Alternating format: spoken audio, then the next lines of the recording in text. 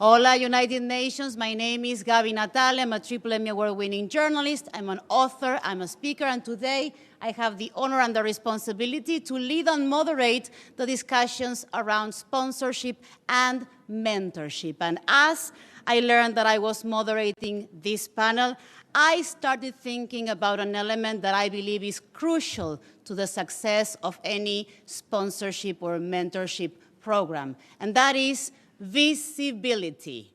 And when I talk about visibility, it's not just the visibility of the program, but our own visibility. How do we feel about our own contributions? Are we being loud and proud about the value that we have to contribute? Because sometimes when I think about our culture, I have to recognize that we have a problem. Our culture mistakenly associates being humble, being a good person, with undermining our own contributions. And the truth is, many times, there's going to be a mentee that is going to take the first steps, but many other times, it's the mentor or the sponsor who chooses from a multitude of possibilities. And how are they going to choose you if your genius is not on anyone's radar? So I want for all of us to challenge how we feel about visibility, because visibility is not about being selfish. Visibility is not about being vain. Visibility is a critical tool that we have at our disposal to raise awareness about the contributions that we and our teams and our communities are doing. Underplaying our own contributions to look humble is helping no one, and is helping all of us. So please know that you can be a good person, humble, however you want to call it, and be assertive and be visible. And on that note, I'm going to take it over to our experts today, because we have a very special panel, and I'm going to break the rules real quick, just a little bit to introduce them, but there's a reason to this method, and that is that our panel has a gradient of different experiences. So next to me, can I call you veterano? You're not gonna? Sí, claro. Okay. Viejo también. No. So next to me we have JC Gonzalez-Mendez, President of Latin America for McDonald's. He's retired. Thank you for joining us. Thank you, Gaby. Then we have Then we have Ketelyn Jesus. She's the Vice President and America's CFO for IBM. Thank you. Next to her is Santi Strasser. He's the co-founder of Carbe, Diem, and General Mills. Bienvenido. And then on the other side of our panel, we have Melissa Sanchez. She's a legal assistant and is doing her internships, and she's going to share with us from the point of view of the mentees. So we have a whole different scope of view. So let's get this started. And I want to start with Ketelyn, asking you, what motivated you to become involved? Asking all of you, but Ketelyn first, what motivated you to become involved in mentorship and sponsorships programs? So first, I believe that giving back really helps you, feeds your soul. So giving back to the mentorship, sponsorship, yeah, thank you. It's super important. But banking on what Gaby said and not trying to be humble, but is still very proud of it. I've been in a 112 years old company that has never, ever had a Brazilian, a woman, Latina as a CFO of Americas in that company.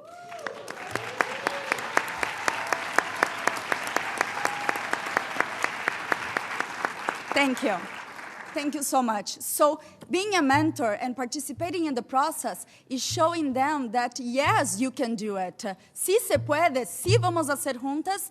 Y I would like to participate in this process to really open doors, right? And you can open doors at any level, and I think that's the beauty of this panel, right? You can open levels at our level, you can open levels as an intern that just got in and wants to bring somebody else to the table and understand how the company works.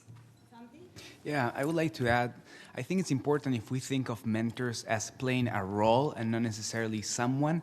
But if you are going to pick your mentor, that someone is probably driven by giving back. I think that's an important point. JC? What motivated me was you have to get involved. If you want changes to be made, you have to take ownership. And you have to be not only intentional, but learn this word, you have to be unapologetic. You have to do it. You have to take the risk. Because if it's not us, who's going to do it for us? And if it's not now, when? JC, and I want to stay with you for the next question because you created the first internship program for Latinas for McDonald's. So that's quite a legacy. So I would love to know your opinion and how can mentorship and sponsorship programs benefit specifically the Hispanic community? So I'll digress for a little bit. I was told that we could not hire educated Latinas at McDonald's. Let me repeat what I just said. I was told that we could not hire educated Latinas at McDonald's. So, to make a long story short, we started an internship program in which we brought the students from colleges in Southern California, and they worked 20 hours at McDonald's. But we exposed them to regional managers' meetings, to co-op meetings where they met Luis Miguel Messiano doing his magic on creative, and show them that there was much more than a restaurant. It was so successful that during the year 1995, when 100 McDonald's restaurants in Los Angeles were ranked among the 138 different profit centers, they ranked number 1, 2, 3, 4, and 5 in profitability. And 70% of those restaurants were managed by women, Latinas. The beauty of it is that it doesn't stop there, because once they had the education, they had the wherewithal to do and continue to progress. There's names out there like Mariela Montes or Marisela Verduzco, or you may remember Ofelia Melendres-Crump, who just retired from McDonald's as the regional vice president, the highest ranking Latina at McDonald's, just retired at the age of 53. Was just elected to the board of one of the major airlines. So that's a success. And I think that's responsibility for us to take on mentees, because while our success is our responsibility, we can't do it on our own. We depend on others. JC, and I want to follow up with you with another question, which is, you shared with me an exercise that you did with those Latinas, and it could be useful for any Latino to think bigger. When they started this internship and they were really young, could you share with the audience that exercise? Oh, you're thinking about the retirement. Hispanic. Yeah, so we used to host twice a year a Hispanic open house because we wanted to bring the Hispanic families to McDonald's, so the manager saw that there was more than just a hamburger flipping job. Because mom did not want mi hija to flip burgers after going to University of Southern California. So we wanted to show them that there was more future. So we would show in the screen profit sharing programs and stock options and things of that nature. And Ofelia Melendres told me, I'm not coming because my mom wants me to quit. I said, no, you're not only coming, you're coming, your mother is coming. And we're having dinner afterwards. And after the presentation happened, we sat down, Deborah, the love of my life that is sitting there, and I with them. And I showed them my profit sharing, my stock options. 25 years later, at Ofelia's retirement, her mother was there. She still asked her, have you asked Uncle JC what you should do? The impact that I had on that woman is probably one of my greatest accomplishments. She did it on her own, but she needed the door to be open, and she needed somebody to show Mama that, hey, there's a lot more. Hey, listen, I don't know if it was Luis Messiano who produced the commercial for Ofelia.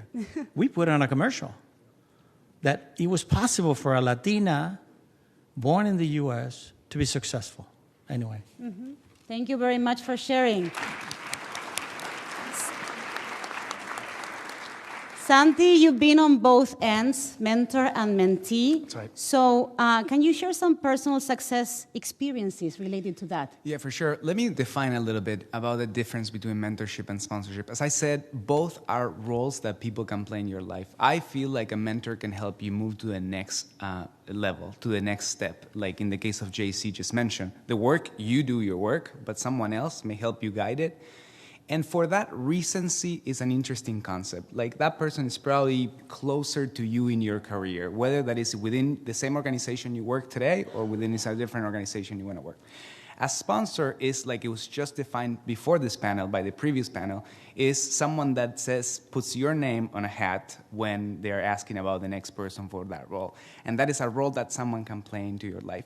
My personal story I've had rapid growth in my career at General Mills, and it's due to three things that I want to share. I call them, actually, Gaby made me think of this. I call them Santi hacks, okay? Yes. I'm going to name them for you. It's a therapy session that I didn't charge for. Thank you. Santi hacks are experience, exposure, and explicit. And let me take them one at a time. Experience is this idea of we are very driven and we are looking for growth. Promotion is not necessarily what you should look for, but having that experience. It is important in the corporate world, this idea of like checking boxes and you haven't done it is important. So I would put like performance in your current role and experiences, various experiences. So that's the first one. The second one is exposure. And the way I was able to achieve that throughout my career is by volunteering my time in providing value first. For example, right now, Manuel and I who are here, we lead the Hispanic Latino employee network, and we bring a lot of value to our 200 employees that bring to our development sessions and all of that. What that allows me to is to get exposed to executive sponsors of the network, that they see me working live. And I've been able to get lucky and get them say, hey, Santi, if you ever need anything, let me know. And that's my third X, explicit, because the ask should be explicit. So I wanted to share explicitly the wording that I used when I requested my latest time. And it says like this: I sent this person, this executive at the company that I currently work, and I am via Teams. Now, it's important that this I am, because you're reaching out through structures, that person may not be able to respond to you. So that's important, an important piece. And it says like this: hey, XYZ, I wanted to keep you in the loop. I have applied for XYZ role. Reporting to. Important you include that person, because he or she will know what to do. Likely a great fit for me. And that's where you have your reasons to believe. Why do you think it's a great fit for you? Really sell yourself there. If you think it makes sense, any support from you would be greatly appreciated. And what that phrase does is ask explicitly, provides the information of that's the hiring manager, the person I want you to reach out, and also leaves them an out. If they don't want to sponsor you for that, that's okay as well.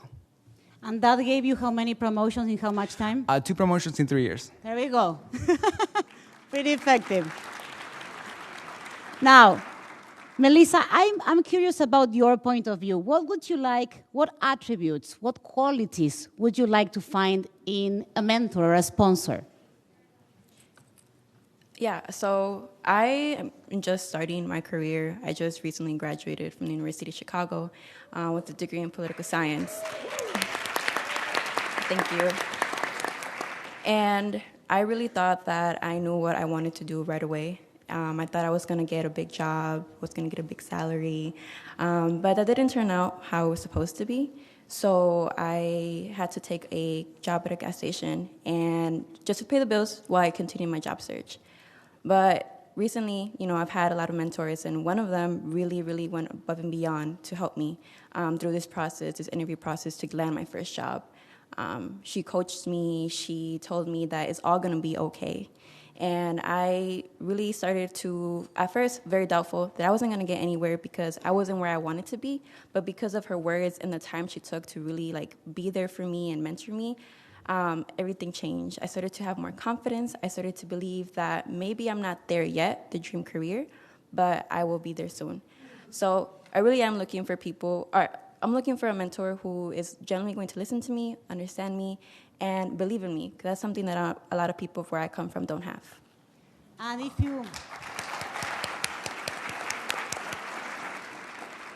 if you work in HR and you need somebody with experience speaking at the United Nations, you already have her.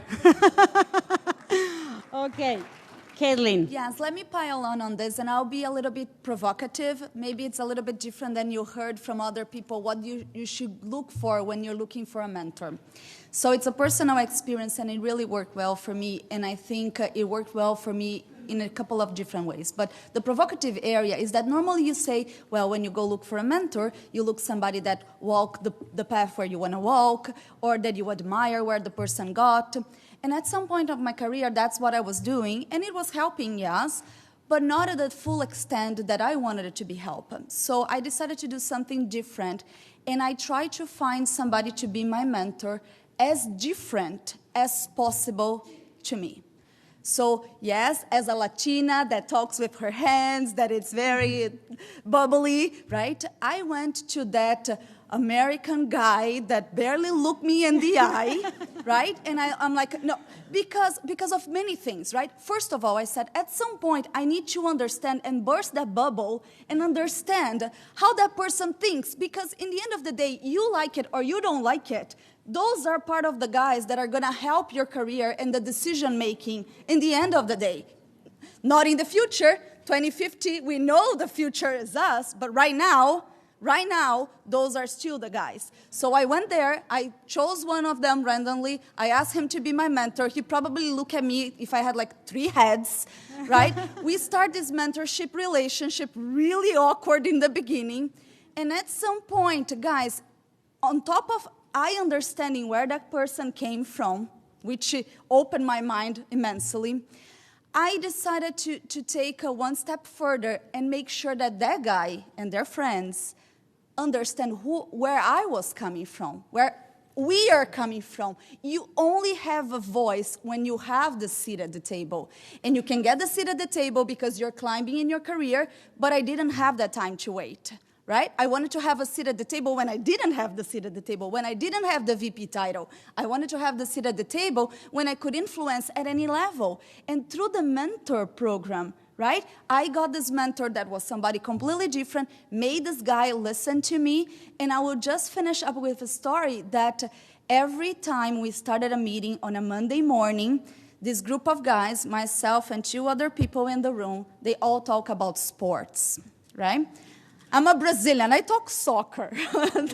That's how far my sports goes. And these 3 guys, they are talking all the time about football or baseball or whatever. And at some point, I look at this room. There's me. There's another Latino. There was a guy coming from India. We are all in silence while the other 3 are having a blast talking about this chit-chat that they were having.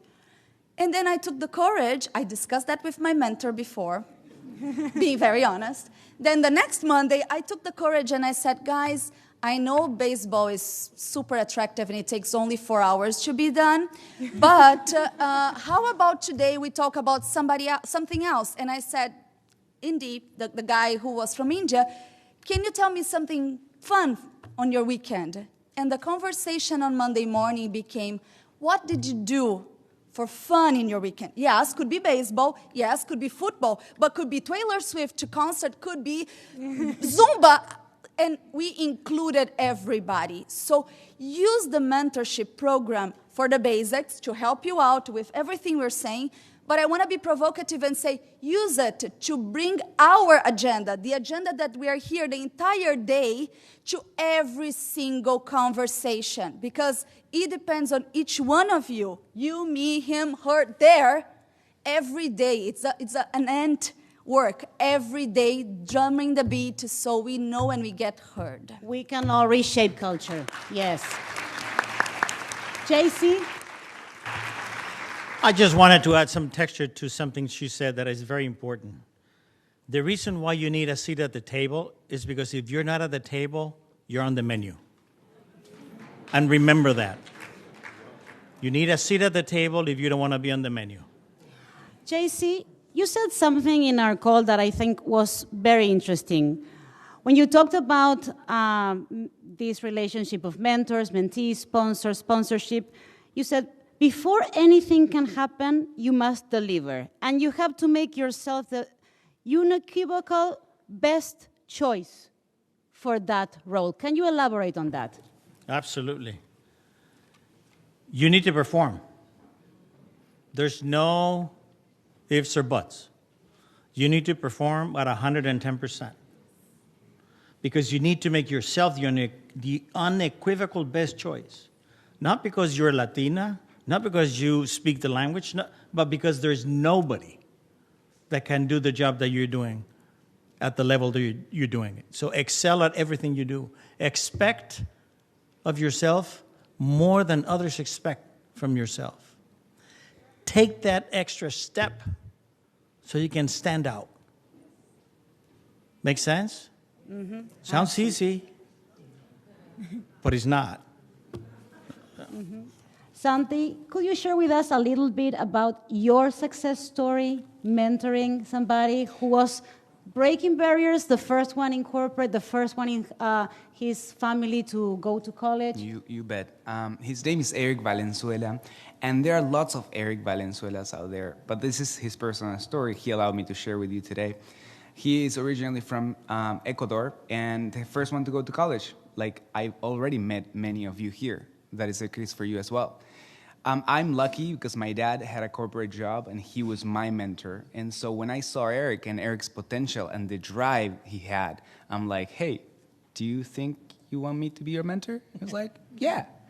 And so I brought him, like, I would say 3 different chapters of different things. But I just texted him because I wanted to see, hey, what I brought to you, did it create the value? And he did. And let me just share with you. So the first module I'm going to call is networking. For those of you that love to read books, 20-minute networking meeting book from Nathan Perez, great book for that. What allowed him and us, or everyone, is a structure on how to connect and provide value in only 20 minutes. It's much easier for me to ask for 20 for someone. But what does that, the learning behind networking is that society has some structures, and those structures are there to control, to have some order. Makes sense, right? But those structures don't necessarily serve you. And through networking, he was able to break those structures and get like internships when he was like super like young and everything. And that brings me to the second point, because he had no problem doing homework. And freshman going into sophomore year, he got an internship, and it was really rough internship. But he learned that smaller steps that you take compound into greater changes later on. And so that, as you was thinking about your career, what are the things that you want to add? I remember raising hands from whether you're working on what you study or not, and all of that. Those small steps that you add, that you volunteer yourself, whether it's for the ERG, they do add up, and they provide visibility. And those are the things that you're going to continue to talk. And they're going to expose you to things that you didn't even think, but show your value first. And the last one that he learned is that you can lead from any seat. And the reason is because people choose leaders, not the other way around. Yes, there is formal authority. That is true. That's the order of things. Totally fine. But they are the people that bring leaders. So you have to earn your place. Melissa, you have a room here filled with leaders. Is there something we're getting wrong for the new generation or for people starting their career, something that you would like for them to know? I think that a lot of people from my community are not exposed to these type of experiences that I'm lucky enough to have, being sitting in a room like this full of leaders that have made it. So I think they have a lot of passion, they have a drive, but they are also scared that they're not enough. And I think that even when you give them a chance to hear them out, listen to them, understand them, it goes a long way to just have one person believe in you. So just an emphasis on like being kind and compassionate. And although that is something that everybody has here, I think that really truly believing that they have what they can bring to the table, even without having the experience, goes a long way. Thank you. Now, JC, you're in the other side of this scope of experience. what would you like people like Melissa to know in the beginning of their journey? Anything that you dream, you can accomplish. But I think it was Claudia who said you have to see it, to believe it, to then make it happen. 1, 2, networking is working the net. It's work. It's not, oh, he's my mentor, and when I see him, I'm going to say that he's my mentor. There's a lot of work that needs to happen. I would encourage you to do a self-assessment first. What are the great qualities that describe you? And then what are the ones that you may have an opportunity with? And the ones you have an opportunity with, those are the ones you have to shorten. And look for people that have those abilities that don't look like you. That's very important. My mentors, of the 20-some odd that I have, I think 3/4 are not Latinos. 3/4 are women. So I do that on purpose because you can't see what you can't see. Mm-hmm. And if I have a mentor that looks like me, that thinks like me, all we're going to do is have a beer. Or two. So be purposeful, understand what it is that you need, and be very selective, though, and do the work. Perfect. Because it's working, yeah. Thank you. And it's time for closing remarks for each one of you. So I would like to give you the time to say whatever you want to leave the audience with, something that you want as your closing remarks. Let's start with Santi.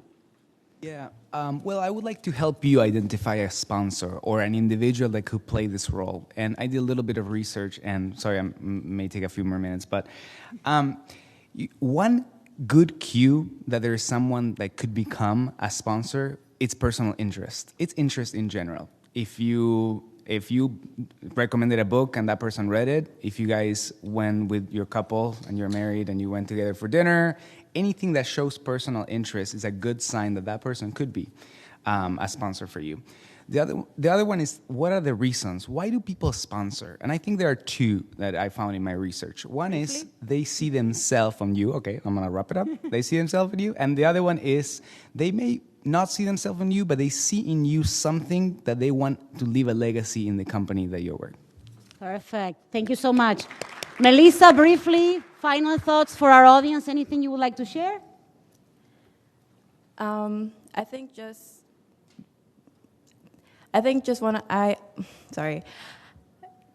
that everything that you guys are doing so far is an amazing achievement, and I can't wait to be in the position where you guys are. So thank you for the opportunity, and thank you for showing us the way of how to make it out here.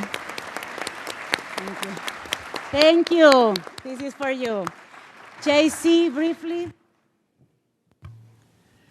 Help the rest of America break the stigma. Because the values that have been identified as American values are our values. Love of self, love of country, love of mother, patriotism. Did you know that 30% of our armed forces are Latinos? 30, not 20, 30. Did you know the greatest proportion of Congressional Medals of Honor are to Mexican Americans? My dad served in the U.S. Armed Forces as a Mexican. He never got his U.S. citizenship. So don't let anybody tell you that we are not patriotic or that we don't matter. So break that stigma. Thank you. Ketelyn? And I'm gonna, hard to top all of this, right? But I'm gonna finish by asking you a call to action and sharing a very personal story that it's a little bit hard for me, but bear with me, okay? So when I was at the age of 9, my dad passed away unexpectedly. And my dad had a phrase that no matter what, he always started a phrase. Whatever you ask my dad, I don't have many recollections. I was 9, right?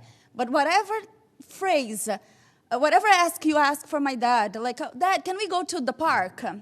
My dad always started the phrase by this: now I can't, but when I retire, we're gonna go to the park every day. Can we travel? No, we can't travel because I'm saving, but when I retire, we are gonna travel the world. My dad passed away, as I said, unexpectedly at the age of 50-something on a Friday. And his retirement papers got to our house on the following Monday. Do you know what that means? The time is now. We are the change. The time is now. Each one of us, if you have a dream, the dream is now. If you want, go find your mentors, your sponsor, your group, this group, right? But let's us drive now. Not when we retire, not when we got another promotion, not when somebody helps you out. The time is now, and we are the ones. Thank you. And on that note, I want to thank all my panelists, Melissa, Santi, Ketelyn, JC. Thank you so much. It's been great being your moderator. And remember, every day we can pioneer, and every time we pioneer, we move the world forward. Thank you so much for having us. How about another Emmy for Gaby?